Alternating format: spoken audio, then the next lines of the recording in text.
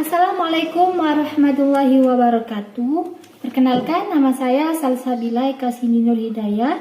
Saya dari kelas 10 asisten keperawatan. Di sini saya akan mengambil beberapa kesimpulan menurut saya dari video pengukuran tanda-tanda vital. Perlu kita ketahui sebelum kita melakukan tindakan tersebut, yang pertama kita harus mempersiapkan alat. Alat apa saja yang digunakan? Yang pertama, bengkok. Yang kedua, APD. APD ini terdiri dari masker, jas lab, dan juga handscoon. Ketiga, stetoskop. Keempat, sphygmomanometer. Kelima, termometer. Keenam, jam tangan. Ketujuh, buku dan alat tulis. Kedelapan, tisu. Kesembilan, kom berisi air bersih, kom berisi sabun, dan berisi air saffron. Dan semua alat-alat itu kita masukkan ke dalam satu tempat atau baki. Setelah kita menyiapkan semua alat, kita langsung masuk ke tahap prainteraksi. Di mana tahap prainteraksi ini kita membaca catatan rekap medis pasien yang akan kita tangani. Apakah benar ini dengan pasien yang memang akan kita tangani? Setelah kita melakukan rekap medis, setelah kita membaca rekap medis tersebut, langsung kita masuk ke tahap praorientasi. Di mana tahap praorientasi kita sudah membawa peralatan ke dalam ruangan. Dan kita langsung menyapa pasien, memperkenalkan diri kita kepada pasien. Intinya di sini yang pertama kita saling berkomunikasi dengan pasien. Kenapa? Karena sangat penting. Ketika kita menjalin komunikasi verbal, komunikasi yang bisa dipercaya oleh pasien, kita sebagai pendengar yang bisa diandalkan, kita akan mendapatkan keuntungan. Misalnya, pasien ini akan jujur tentang keluhan yang dia rasakan. Karena kebanyakan dari pasien, terkadang ketika dia ingin melakukan atau ketika ingin mengeluhkan, dia masih ragu. Karena kita belum menjalin komunikasi yang erat, komunikasi verbal. Setelah itu kita langsung mengatakan tujuan kita. Di sini kita akan melakukan tindakan pengukuran tanda-tanda vital, mulai dari suhu tubuh, tekanan darah, denyut nadi, dan pernafasan. Untuk kita membicarakan tanda-tanda vital, kita tidak boleh hanya bicara tentang tanda-tanda vital gitu saja. Kita harus menjelaskan tanda-tanda vital itu apa. Karena terkadang banyak orang yang tidak mengerti tanda-tanda vital itu apa. Jadi kita harus menjelaskan secara detail tanda-tanda vital itu seperti ini, supaya pasien yang akan kita tangani itu mengerti dengan maksud kita. Setelah itu kita melakukan memasang APD. Sebelum memasang APD, kita cuci tangan dengan 6 langkah 5 momen. Setelah itu kita menutup atau privasi klien, mulai dari menutup jendela, menutup pintu, dan menutup tirai. Setelah itu kita langsung masuk ke tahap kerja. Sebelum masuk itu kita harus mendekatkan baki yang berisi alat-alat tersebut ke samping kita atau ke tempat duduk bed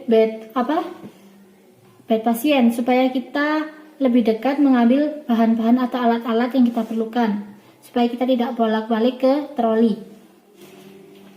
Di sini kita langsung masuk ke tahap kerja.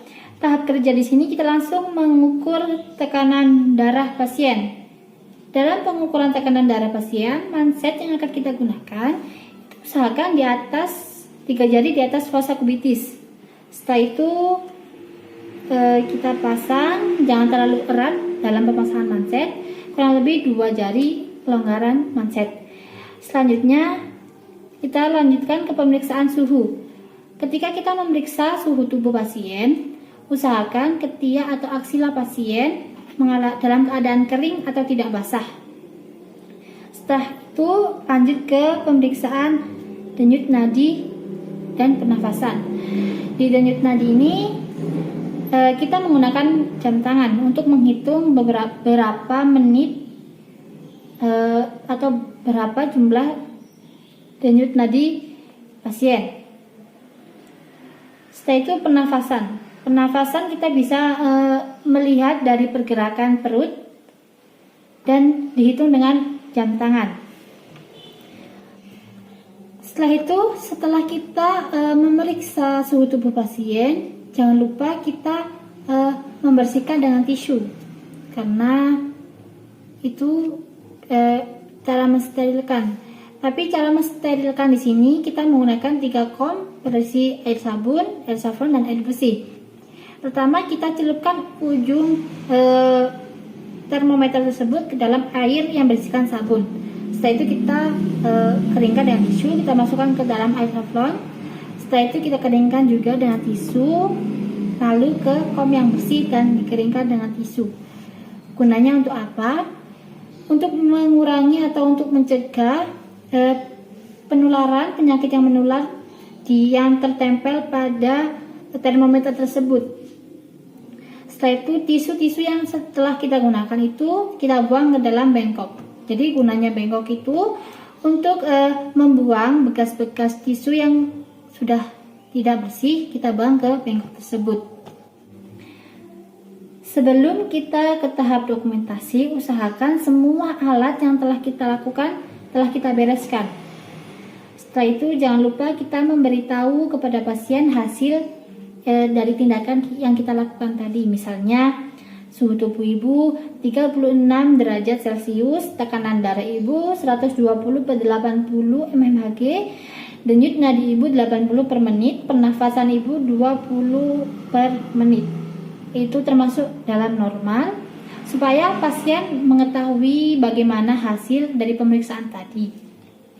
Setelah kita memberitahu, jangan lupa kita cuci tangan sebelum kita langsung ke dokumentasi. Dengan cara cuci tangan 6 langkah 5 momen. Sekarang kita masuk ke dokumentasi.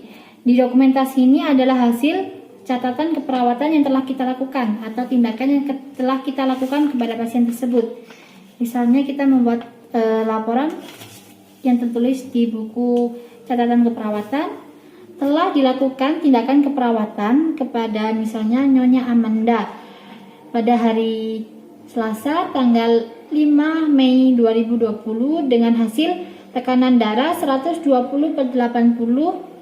mmHg, denyut nadi 80 per menit, suhu tubuh 36 derajat Celcius, dan pernafasan 20 kali per menit.